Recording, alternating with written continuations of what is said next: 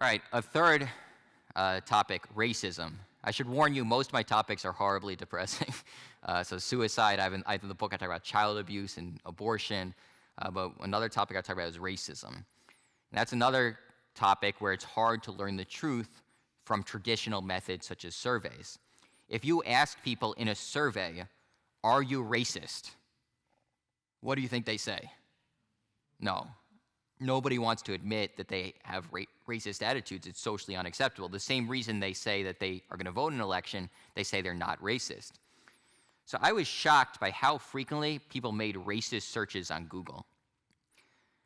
This is a map of the United States, the percent of Google searches that include the N-word.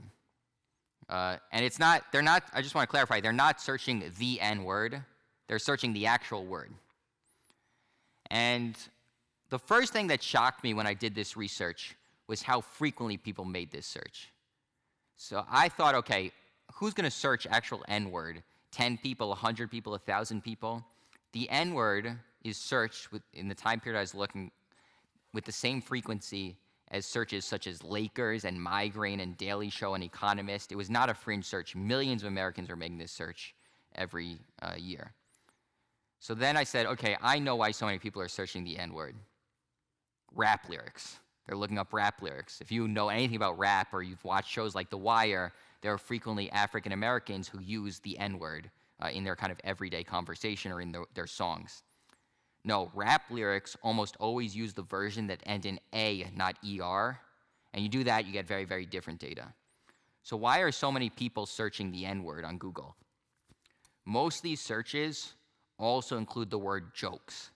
They're searching N-word jokes. And you can imagine someone searching N-word jokes, they're looking for basically entertainment, derogatory entertainment, mocking black people, humiliating black people. So I was shocked that millions of Americans were secretly making these searches. I was also shocked at the location of these searches. So on this map, darker red means higher percent of searches. And one thing I want to clarify, this is as a percent of Google searches.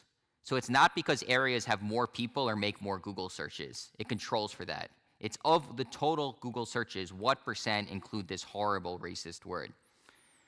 So if you had asked me, where's racism highest in the United States? Or where's racism concentrated? I would have said South. If you think of American history, we fought a civil war. South wanted slavery, North didn't want slavery, North versus South. We had a fight over Jim Crow laws. The South wanted to discriminate against African Americans. The North didn't want to allow that. North versus South. We always think of races in the United States as being North versus South. And many of the areas where darkest red, which really have some of the higher search volume, include parts of the South, whether it's southern Louisiana or southern Mississippi. But other areas near the top, western Pennsylvania, eastern Ohio, upstate New York, if you really had to divide this map into two parts of the country, more racism versus less racism, the right divide, I do not think, is North versus South. It's much more East versus West. So everyone see it gets a little bit lighter as you get to the western part of the country. And again, one thing I want to keep in mind, one really important thing that any of the big data scholars will tell you is data is always a little messy. It's never perfect. It's not like the one side of the country is totally red and one side of the country is totally white. But you see it's much darker in the eastern part of the United States.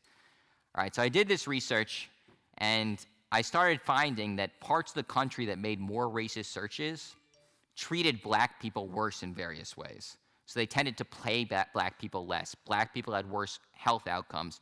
Barack Obama did worse than other Democratic candidates. Barack Obama, the first black presidential candidate. By the way, does anyone have a guess? You could also see a time series of these searches when these racist searches, when more